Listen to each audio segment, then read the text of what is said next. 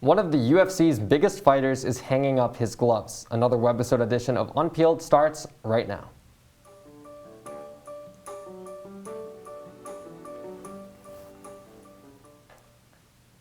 Welcome inside another Unpeeled webisode. I'm your host, Liam Crowley. After successfully defending his lightweight title against Justin Gaethje at UFC 254, Khabib Nurmagomedov, it's such a complicated name, stunned combat sports fans with his post-match announcement. Speaking with Joe Anik in his post-fight interview, Khabib announced that the fight was his last. Here to break down what this means for both Khabib and the UFC as a whole is Unpeeled's industry reporter, Yaw Bosnu. Yeah, thank you so much for being here. Thank you for having me. Let's get into it. So, as I mentioned in the open, this is a groundbreaking story, and I understand this announcement didn't exactly come from out of nowhere. So can you kind of take me through Khabib's thought process of making this retirement announcement at this stage in his career? Yeah, just when you thought 2020 couldn't get any more surprising, it does. And for people who don't know, Khabib's dad died back in July of 2020 because of COVID-19 complications. And due to that, Khabib didn't want to fight at all. And when the UFC contacted him about the Gaethje fight, he said, there's no way I'm fighting. There's no way I'm doing this again without my father.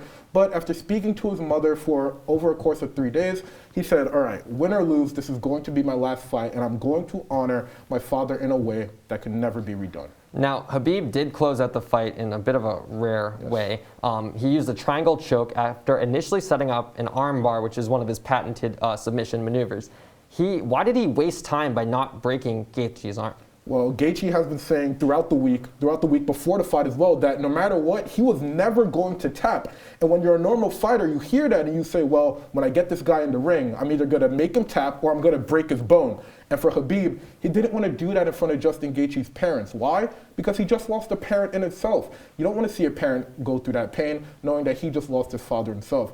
So instead, he just switched to a triangle and put him to sleep. And it's crazy how Khabib in the moment had his family in mind and can make such a quick transition, because any heated fighter in the moment would literally just break Gaethje's arm. But the fact that Khabib was able to do that not only shows the character he has, but the type of fighter he is. Well, I mean, you mentioned it yourself. He's a professional. He's a class act, and it's hard to think of a nice way to go about making someone submit in a UFC fight. But he definitely got around that. It just shows how human these athletes are, because we look at all our super athletes nowadays and we really think that's all they are, athletes. But these athletes have emotions, they have feelings, and they have morals just like any normal person, and I think that showed it as well. For sure. And Khabib, his career is storied. He's undefeated. If he is going to stay retired, he will leave MMA with an undefeated 29-0 record. So that being said, how impressive was his 29th victory? Well, first of all, this removes all doubt as to who the best fighter in the UFC is. I mean, come on now. He is the #1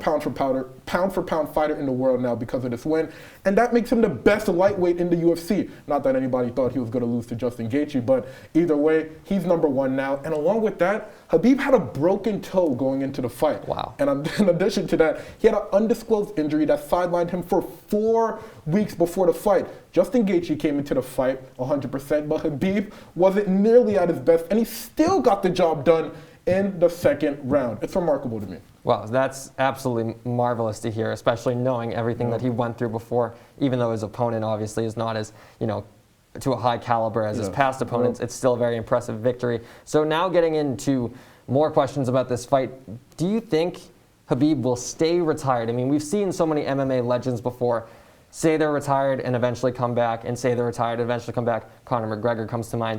Is this announcement finalized? Well, Khabib is not Conor McGregor. Let's get that in the air right now. Khabib has morals. He's a class act. You can call him what you want. You can call him a cheater. You can call him a bad fighter. You can call him a fake champion. But one thing he isn't is a liar. He is not a liar.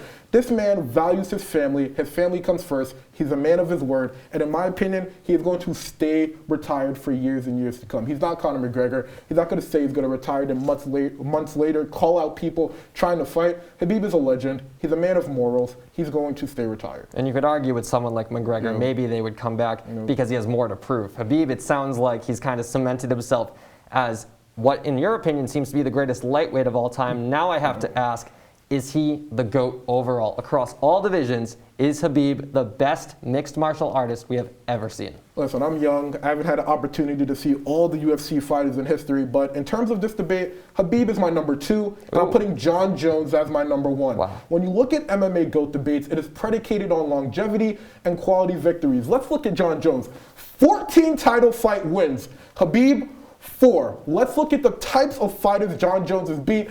Alexander Gustafsson, Thiago Santos, Rampage Jackson, Victor Belfort, Daniel Cormier. That's a list of legends.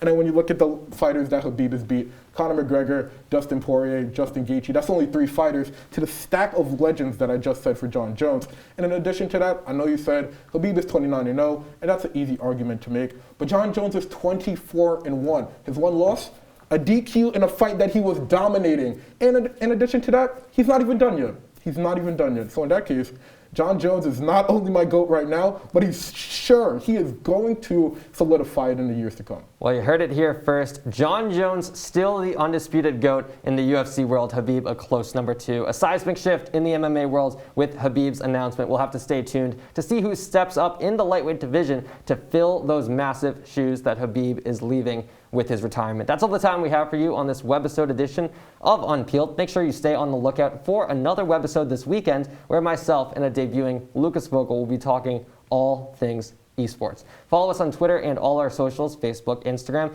and be on the lookout for the Friday Entertainment Tap on the CitrusTV official Instagram account. For Yaw Bosnu, I'm Liam Crowley. Take care.